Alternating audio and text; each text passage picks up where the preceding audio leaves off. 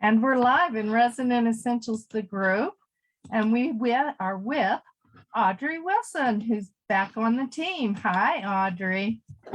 Hi, Michelle. How are you? I'm doing wonderful. I miss having our little Zoom chats on the line. I know. I know. Life does things sometimes, doesn't it? But let me get back to it. Well, let me tell you, I think we probably think we're a lot funnier than everybody else must think we are, but I enjoy it. So that's all. Exactly. Exactly. As long as we think it's good and funny, that is fine. You look absolutely wonderful, sweetheart. I've missed. Thank you. Thank you very much. What have you been up to? Well, as you know, health has been a bit of a fight and a struggle, but much better than I was. And I had to have eye surgery this year because I couldn't see a hand in front of me, which came on very rapidly. Luckily, it was just cataract issues. So that was dealt with extremely quickly. Both eyes had to be done, but obviously not at the same time.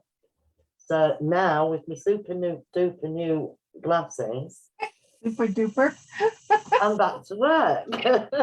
So now I can actually see everything quite clearly, because before it got to the point where all I could see was shapes,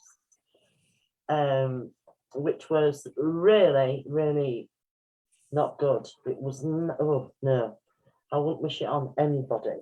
But anyway, I had a fantastic team of doctors and surgeons. Brilliant. So, but took a while to get the glasses sorted out, but they're sorted now. So that's good. So as I say, I'm back working online as well as in person for people that are local to me. My circle's back up and running again. And I've been to Glastonbury. The first time in all of my 63 years I've actually been to Glastonbury.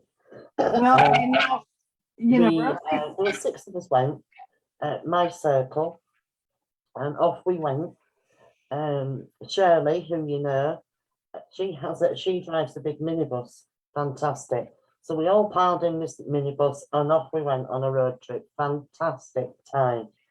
Rosie was telling me that when she heard you had gone to Glastonbury, I am so jealous. I don't know if people on this side of the pond understand why I'm so jealous. Are you going to enlighten us? Well, apart from the fact that it is an extremely ancient town, and has a history going farther back than we could possibly imagine, the energy of the place is amazing. There is a complete eclectic mix of people, but there is still Glastonbury Cathedral, the Abbey, should I say. It was a massive abbey which covered a huge plot. Well, now it's just a ruin, thanks to Henry VIII, who decided we weren't having any Catholicism anymore because he wanted a divorce, which we know, everybody knows, I think, in history. And what he did with the Reformation, he destroyed and took all the wealth out of these Catholic churches and abbeys and cathedrals, etc. So made himself quite a hefty profit, confiscated the lands, and that was that. But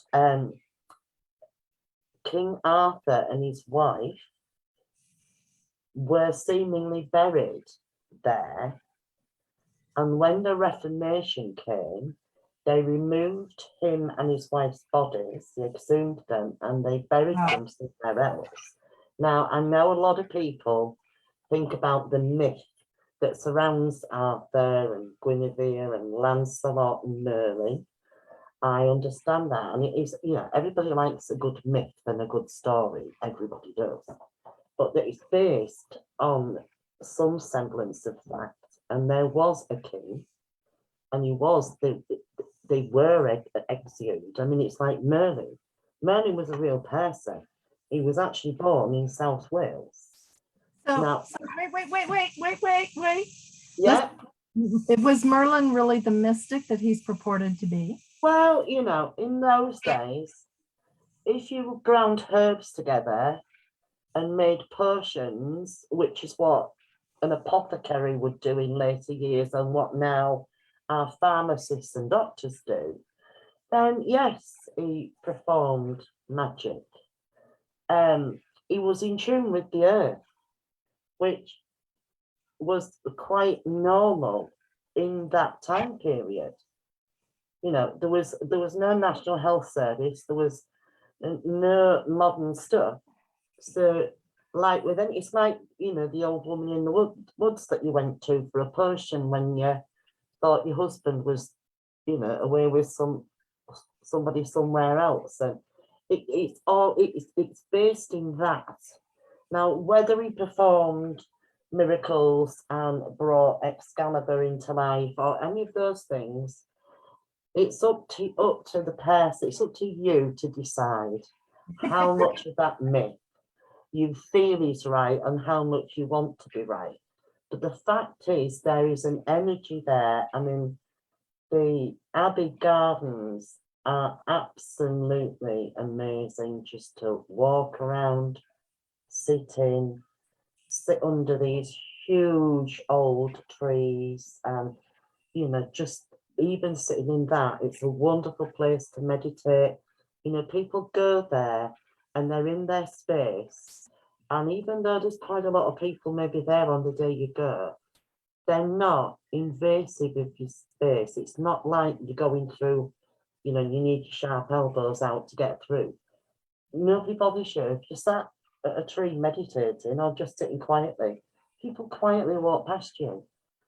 It is a very sacred space, and that's the point. It's a sacred space. It's like you're stepping through a gateway into some level of peace, which we all need to find. So from that basis, for me, walking on the grass, I mean, there's even a little garden where which was like what it would be to grow their own food, etc. when it was a working abbey. And they've got gardeners there that talk about the plants that are there and what they would have used them for or how they would have cooked them. You know, plants that we've forgotten about because we don't really use them anymore. Because we open a cupboard door, open a jar and go like that, you see. So everybody. Well, and you know, I think that we sadly mistake our heritage. One of the things that I'm really happy to have is people from all over the country who have traveled all over the world, or people who live in other parts of the world, come and work with Resonant Essentials, because so many people have lost, because of the immigration process, you know, third and fourth generation even, they've really lost their spiritual practice for their culture. Well, you know, Very different from each other. With change, you always get positive and you always get negative. Absolutely. It's up to you which part you're going to embrace. And I think as we progress and supposedly grow, etc., people get caught up in living a life. And it's almost as though they disconnect from the soul energy, I suppose you could call it. I mean, years ago, people went to church. You went to festival gatherings, and that's the point. You know, when the spring came, you went out to celebrate that. We celebrated the harvest, and we celebrated each of these things in their order: the full moon, the rising of the sun, the coming back of the sun. All of this was a part of your normal life. And when you go to Glastonbury, that is still taking place. They have ceremonies for everything. They have amazing spaces that you can hire to work in, which we did. We hired a room in the goddess house so that we could run circle. Excuse me, because we were away on our circle day, and we can't not have circle no matter where we've gone in the world. So we hired this amazing room in the goddess house, and we had our circle in there.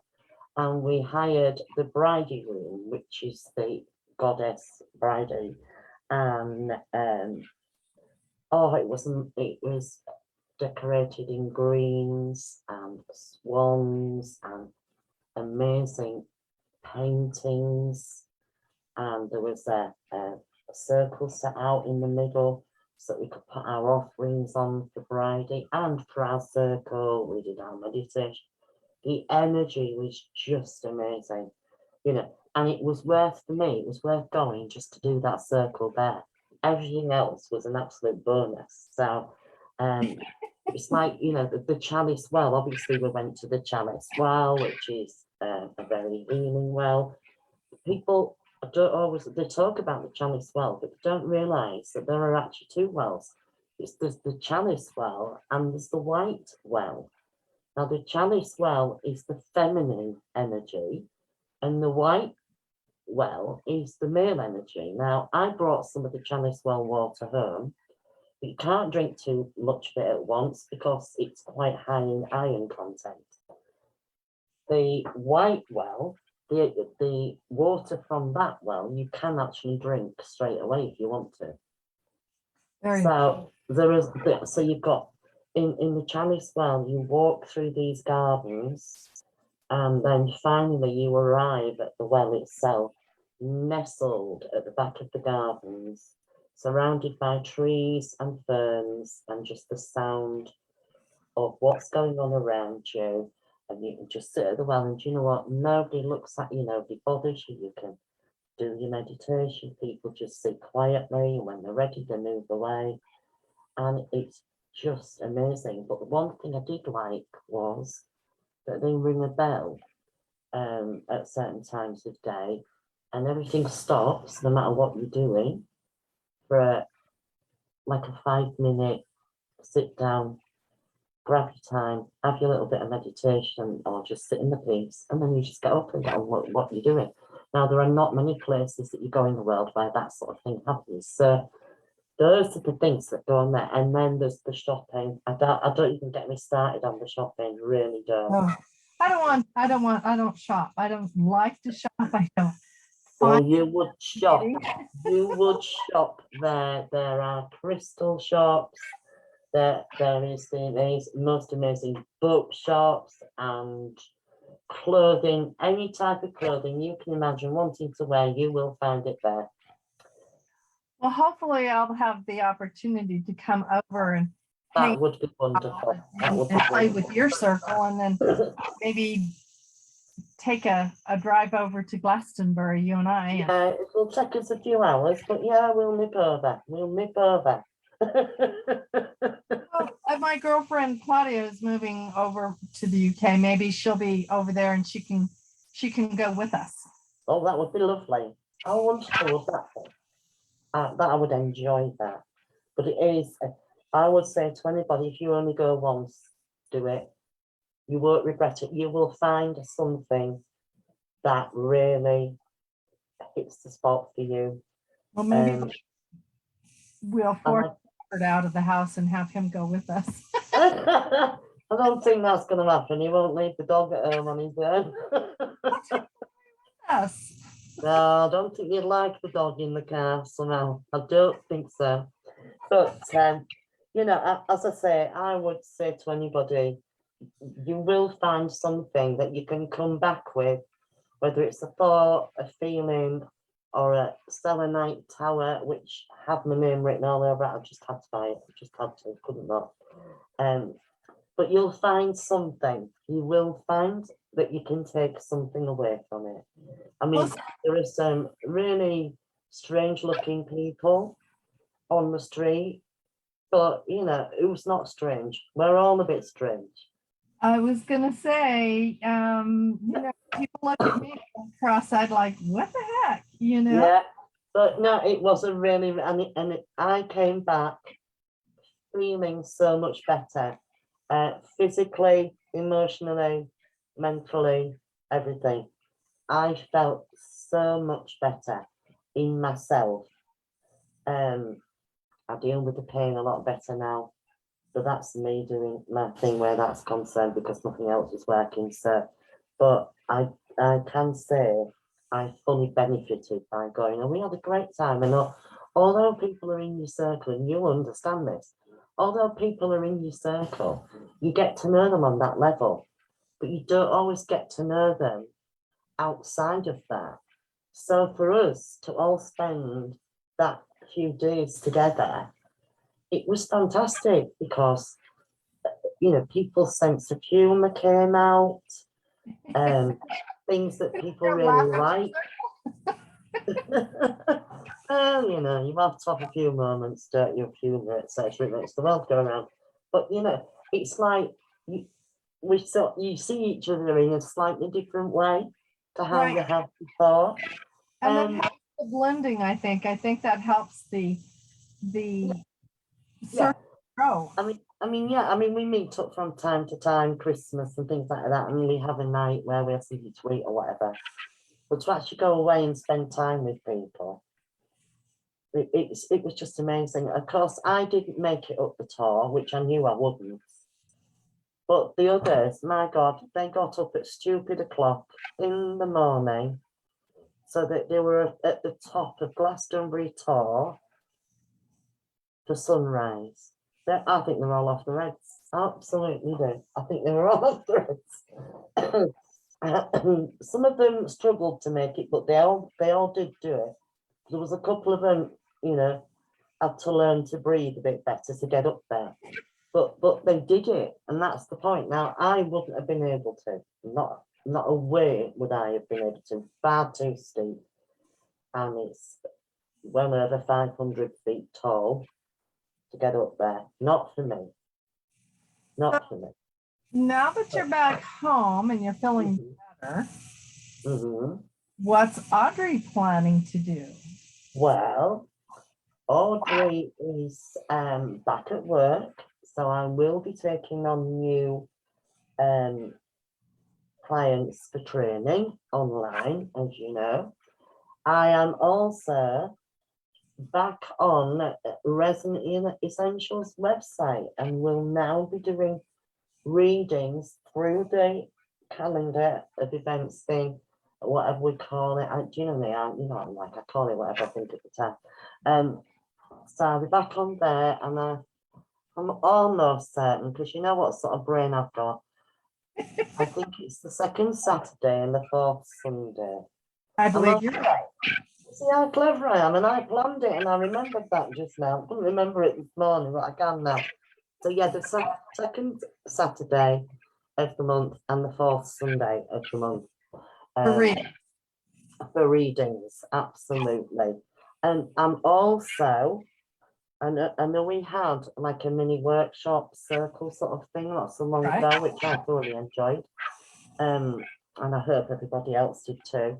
I'm planning to do another one of those, which will, well, we're into October now, so it's not going to be until at least November.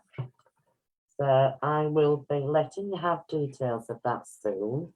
And I have, as you know, stayed away from demonstrating online. One of the reasons for that is because I get really, really nervous when I have to work. And I put it off not doing it. So anyway, I've joined a couple of other people's meetings just recently, and I thought, well, I'll have a look and see how this is done, because somebody mentioned to me, why don't you do it? So I thought, well, I'll join the couple and see how it's done, see how they do it, because I wasn't sure. So I'm giving serious thought to doing a Zoom demonstration of mediumship in my style, which will be free. It won't be a pay. But it will, the tickets and everything will come through Eventbrite. I'm going to let Eventbrite deal with that. I'm not, far too much techie stuff for me to be. But I'm handing that over. I've dealt with Eventbrite, and that seems to be a lot of techie, not tacky, techie stuff. Could be tacky as well. You just don't know. Sorry, couldn't resist. Yeah, I know. I left myself wide open for that. But, you know, February can be pretty tech challenged too. And it's like, ugh, you know, why can't we Really? school and send out a card of invitation and get a card back with RSVPing? But, you know, that would take too long, and we have tech to take care of that. Yes. Yeah. Well, I mean, the other way I could do it would be that they would have to register through my email, and they would all get the link on the day. That would be the other way I could do it if it's too techy. I need the simplest method. You know, I'm a technical dinosaur. I'm etheric. I don't live in the physical world often. That's why you have me. This is true. This is true. I am a technical dinosaur. I've learned a lot. Mhm. My best efforts. Absolutely. So those are some of my plans, and of course, I'm you know, still doing my readings, running my circle, and just You're going to be coming back to do your weekly live. Oh, of course, yes. Well, I could possibly start that next week. Say it isn't true. So, you see, be careful what you ask for when you ask me to come back, because I ask and I shall receive. You know, things have been working so wonderfully, and the energy is so blessed. I have been keeping my eye on, although I'm not physically and verbally around, I have been watching somewhat, and I am so pleased to see some of the people that you've got coming in now, because you know what? It's all about bringing the right energies together, and we all come from different places in life. That's right. Our pathways have all been different to get to where we can blend energy together to empower everything, to empower the whole, all of us, if you like. Well, you know, I was talking when I was teaching the class yesterday on the Halloween review. I asked people, have you noticed that things seem to start winding down, coming to an end in your life in August? Mhm. And by October 31st, you go into your review and things start picking up. You start new directions after Halloween. And one woman chimed in and she said, my divorce was final October 31st. And she just laughed and laughed. And I said, well, you know, it's beginnings and endings. It's our spiritual new year. So well, you know, things start to build in energy and come in around that's this. Right. I mean, I think, you know, from my observations of working with mediums that were coming up through, you know, through the levels, etc. I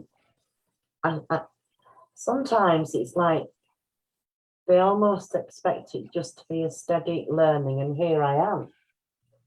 Well, it isn't, because it's a continuing of beginnings and endings, and with each ending we've grown, so the next beginning comes forward, and do you know what, that is life. It's full of beginnings and endings. Nothing should stay the same. And you know, I spent years meditating every morning. It was part of my health routine, like washing your hair, cleaning your teeth, and all of those other things. It was all part and parcel of it. And I spent years and years doing that. But while I've been ill, and my brain wasn't able to cope with much because of the level of pain, etc., that all went by the wayside, because I was too busy dealing with the physicality of what I was going through. And I stopped doing it. And I can't tell you how quickly I started to feel the effects of that. As in, on the occasions that I did work, I had to really put my brain power into gear to get me up there to work in the first place. Whereas it used to be just that normal rhythm, part of who I am. And I had stepped out of that because of the physicality and the way my head was because of what happened. Being human, basically. But I think people don't realise just how much we need to keep working on ourselves. We never stop learning, we never stop growing. We are a constant cycle of beginnings and endings. And that is something that I've learned about me and for me during this I call it the dark night of the soul, because it really has been that for me. It really has. I think that I understand that because the year that Lance died, I lost connection to everything. Oh yeah, absolutely. And I was alone, and we moved Resonant Essentials that year. Yeah. And you know, it within that year, he passed in August, and we moved Resonant Essentials in August. And it took me to make that conscious effort to start sitting again. Yeah. And to really work at connecting again. And I felt like I had lost so much ground. You don't lose it, you put it down. Right. You But don't lose it, because once you start the process again, you flow back into it. But remember, when you do that, you flow back into it with your new state of being. See, even Louis agreed. Even Louis agreed, you see. You know it's right when Louis agrees. Max is laying over here when Louis did his little growl, and he's under the covers, and he kind of does this one. Yeah. His little bed. Like, who's talking, Mom? Well, it's highly likely that Louis' daddy has just come through the back door, because he's upstairs because he doesn't like to be on his own, follows you everywhere, and his daddy is probably downstairs. So that's what the shuffle is about. So that's highly likely what's happened. But you know, getting back to our growth and things like that, even I notice when I'm doing private sittings, how people have been changing within, you know, what's happened in the world in the last 2 to 3 years. And you know, people, their thought process has changed. Yes. It's almost like they need much more reassurance than they used to. It's not, I just feel that there is this need to be gentler with our souls, all of us, whether it's for us or whether it's on behalf of somebody else. We seem to have almost shut down. That's a feeling, and that's what I've been experiencing since I've gone back to work. And I'm pleased to be a part of rebirthing that energy, I suppose. I don't know if rebirthing is quite the right word, but I am part of being, I'm proud and humbled to be a part of this generation that is regrowing, reconnecting, going back to our roots, because that's the point. We have to have our roots. You know, there's a reason why they call it the root chakra, because it links us to the earth. And from the earth, we get our grounding that holds us so that we can grow. It brings the balance we need. I've noticed that a lot of people through the last few years they moved from the fear of that lives in the third in the solar plexus into their head to try to find justification or understanding out of the heart and off their grounding. So they became in the air. Absolutely. With that, and of course, when you think that a lot of the people that come to you for private sittings, don't know the first thing about chakras and energy and auras. They might have heard about an aura or whatever, but they won't understand what it's all about because they don't live and function in that world where they would understand about it. So they don't actually realize that at times like that, they're their own worst enemy. So they're looking at, why are they doing that to me? Why are they making me feel like that? In natural fact, why are they willing to accept those feelings is what they should be asking themselves. So it's almost like people have forgotten how to live as a person in a natural way. And I don't mean by that doing meditations, learning to be using their mediumship or the healing. It's about being a person, being in touch with you and your world, you know, back to the old Merlin theory, fable, you know, living in a simpler way, using your own intuition, your gut instinct, your feminine instinct, whatever you want to call it. People have shut down from that because they're all up here. Well, and I think you're right. And I've noticed that when they become ungrounded, they almost live in panic mode because their desperation is taken over, and they go into flight or fight syndrome. Right, and they're not really. They don't realize how valuable every person in this world is to each other. They're just busy trying to survive in a way that is not survival. Yeah, I think you're right to some degree. People have gone into survival mode throughout the world.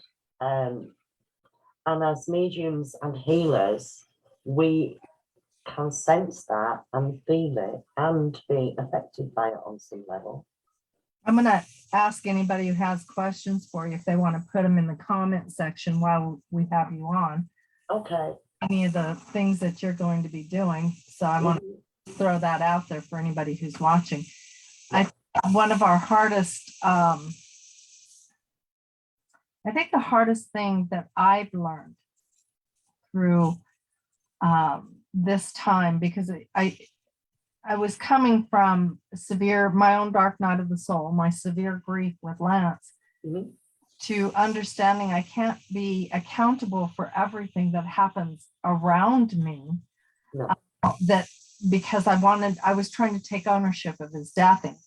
You know, as you're trying so hard to, you know, you're supposed to save them. So when you're trying to, you know, I blamed myself, and I finally came into a knowing this last month that I am accountable for my end of all relationships. Absolutely. Not be accountable for everything. However, the other aspect is that I am worthy. And I think that is something that people forget to tell themselves.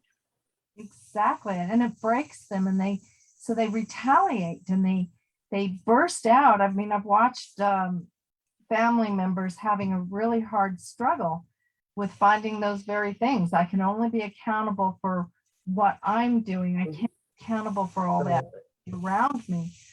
And it's heartbreaking to watch as people have that struggle, but we all know we have to have it so that we can get to that better space for ourselves. That's right. Absolutely. But that's part of us. I feel it's part of us really learning to understand who we are. Right. You know, I mean, we're brought up to be responsible. Responsible. Right. So we come into our adult knowing we are responsible. We're responsible for everything and everybody. Everything.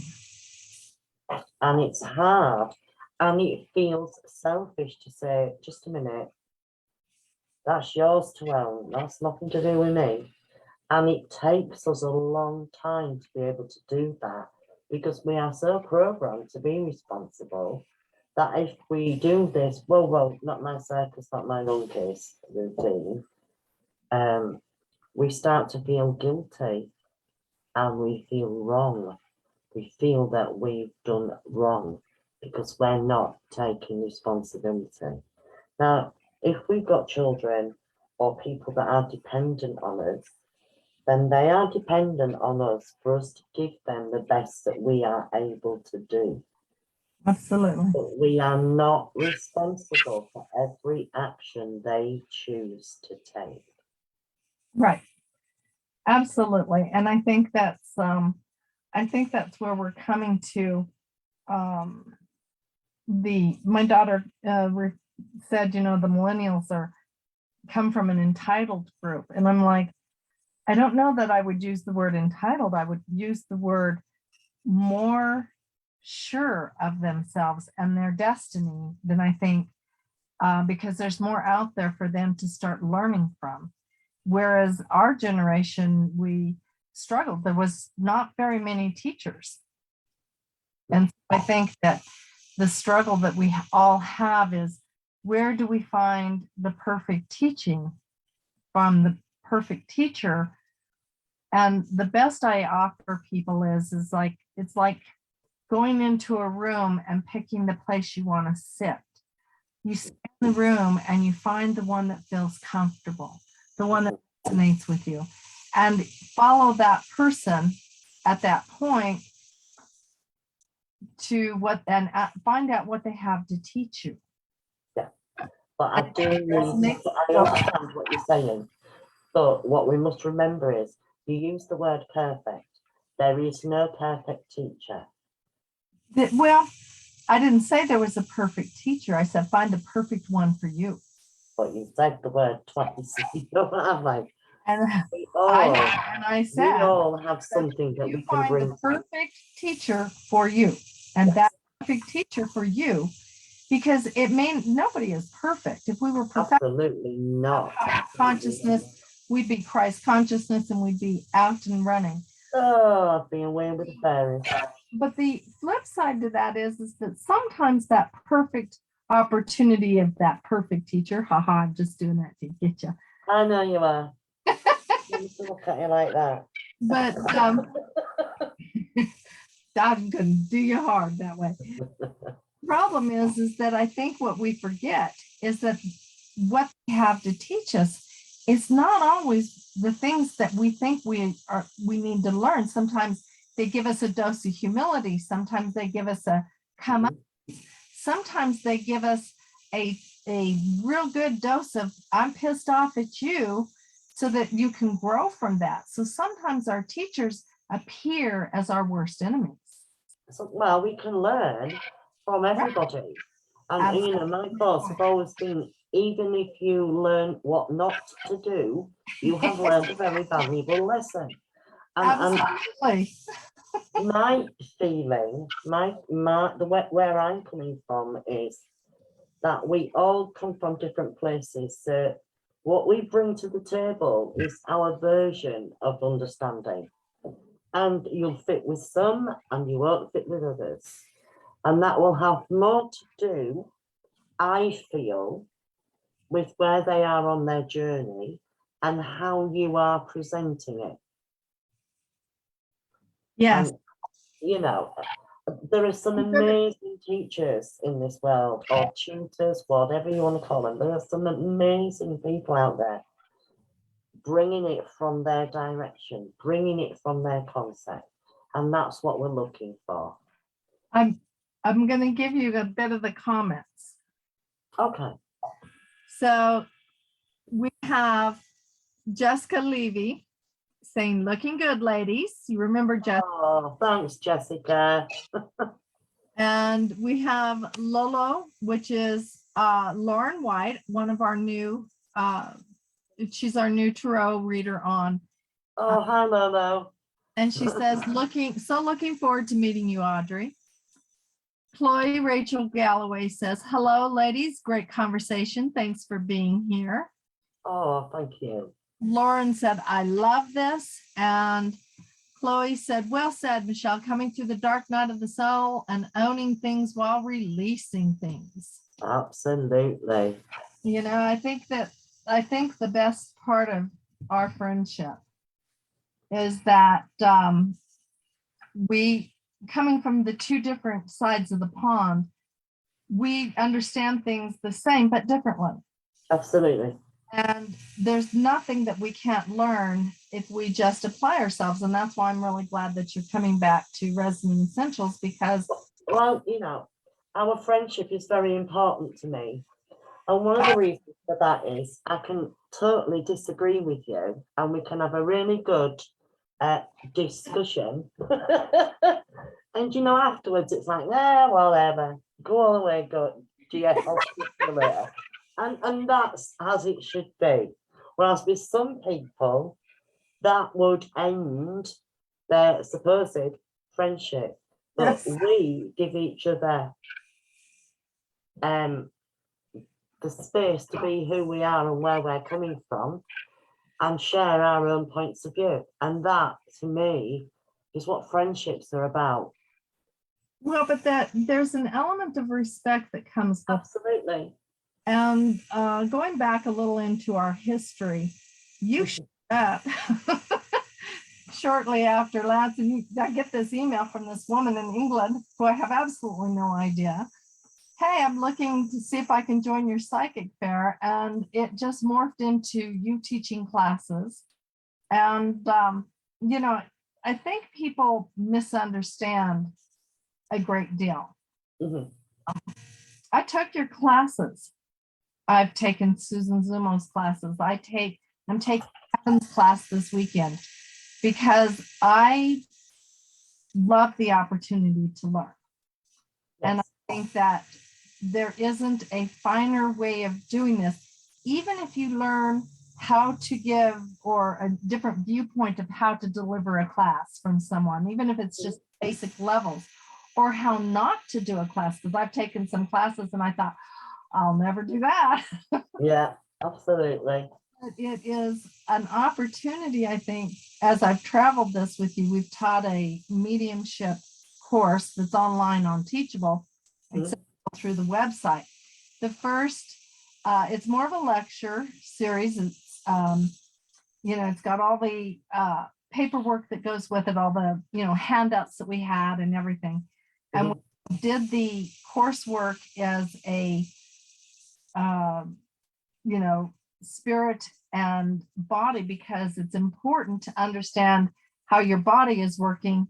So when you get into the spirit of mediumship, you understand what's happening. Yeah. So we did that together. We've done some programs together.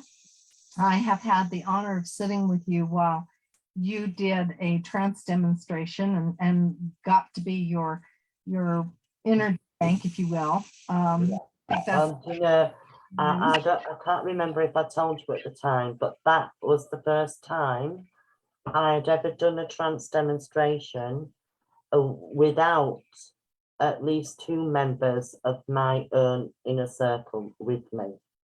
Well, there you go. So that was a first for me, and I did enjoy it. I thoroughly enjoyed the space with the people and different energies. And yeah, it was a good experience for me. Maybe I'll think about doing it again. Well, we hope to have you back over here soon. Well, I'm working on it. It is a work in progress at the moment, but I am working on it. Absolutely. It's such a long journey for me. That's really what prevents me. Maybe one of us will win the lottery and have a private jet. Oh, that would be absolutely wonderful. That would be wonderful. Or you know, be able to make it as a little bit slower, take a 3 or 4 day instead of a 24-hour jet. I know, yeah. But we when we are through this, it amazes me that the people that show up for these classes are not necessarily practitioners, but there's a renewed interest.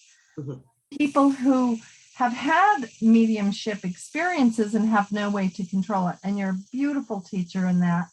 You teach people wonderfully on the very basic levels of how to learn to hold that energy and to. Well, you know, that to me, that's the foundation. That's the foundation stones that you lay, so that then as you grow and expand, you've got that solid grounding, you've got that solid footing.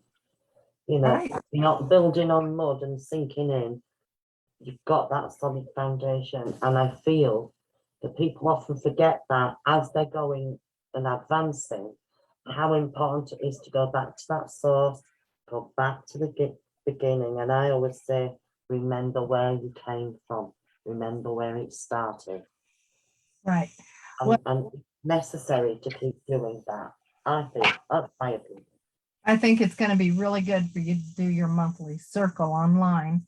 Yes. Over here who are interested Yes.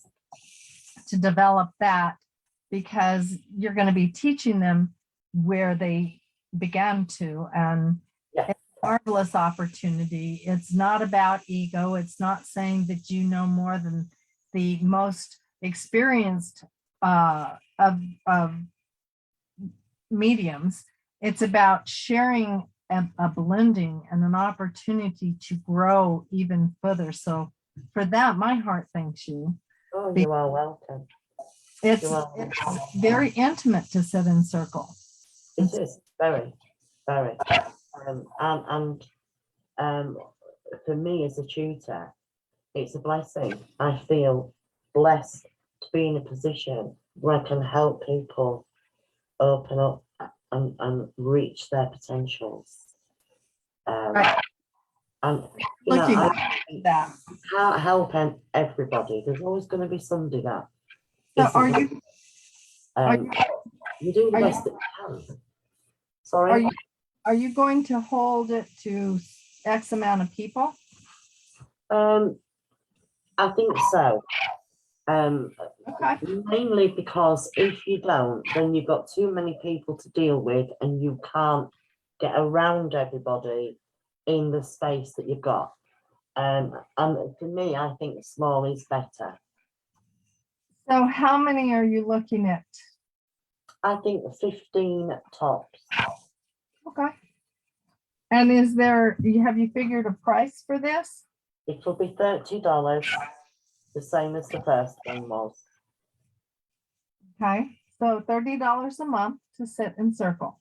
Yeah, it'll be a monthly circle.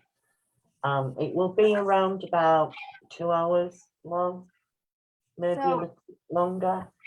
Before people join this, this is not just an open circle. This will no, they will have to register with me and commit to being in circle. and commit. Yes, absolutely. Okay. Absolutely. I want everybody to make sure they understand that. It is not a mini workshop open to everybody. It will be done as a closed circle. You will be a part of that group. Okay. I just want to make sure that everybody. And I think that if you do it for like 6 months, that'll be 6 monthly meetings. And people will find out from that where they want to go. Might not be the direction they thought they were going to be going. Might not be what they really wanted to do or thought they should be doing. It might be another direction. Right.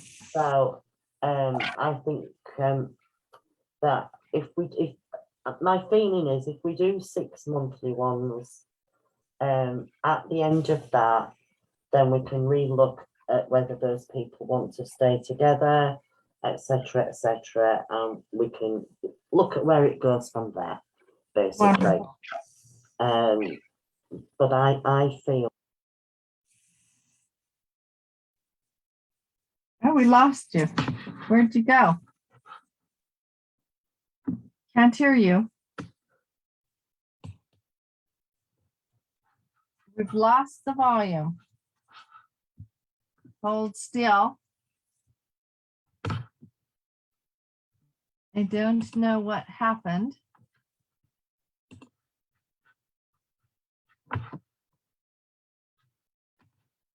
I'm not getting you.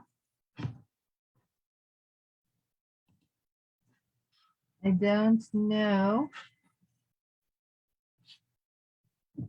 Well, we've lost the volume. I don't know if anybody can hear this.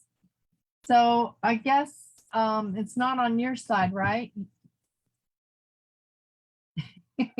Still can't hear you. You know, let me see if I'm going to go online on the phone and I'm going to see if I can catch us live and see if I'm hearing us over there. So we're going to try this out a bit. Okay, so speak to me. Go ahead, Audrey, say something.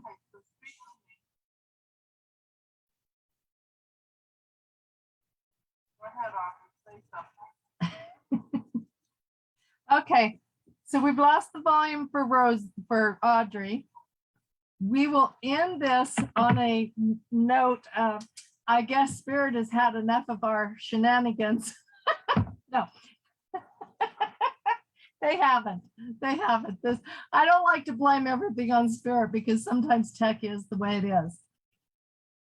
None of us can hear you, sweetheart. So from my heart to yours, we're going to have you back doing your lives next week. We will be posting about it and putting you back online. My heart to everybody else out there. Bye for now.